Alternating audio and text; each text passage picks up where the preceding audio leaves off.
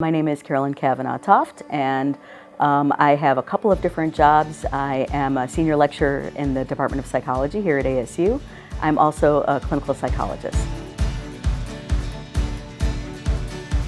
Did you always know that you wanted to be a psychologist? It's kind of a tricky question. So I grew up in a family of psychologists. Okay. And so both my parents were clinical psychologists, and so dinner table conversations were always fascinating because my dad worked at the state hospital. He worked at the Office of Vocational Rehabilitation. He worked at Attica State Prison with Wow, with that's inmates. so cool. Yeah. And my mom worked with people who had polio and just worked in a lot of. They both worked in very different areas. They both did a lot of work and also worked in private practice. So dinner table conversations were like, "So how was your day today?" And I'd be hearing about just wild stories that was just so far removed from my life. And so I think I was always fascinated by, I think from an early age, I was always curious about what made people tick.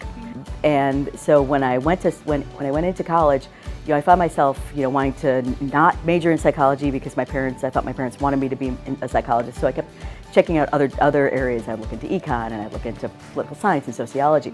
And they were never that interesting to me, but I kept gravitating back towards my psychology classes. Okay. So I did a lot of, did research in several different areas.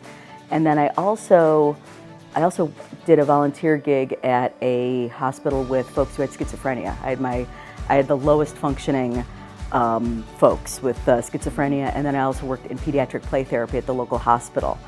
And that experience, just that variety of experience, really inspired me and got me excited about the field.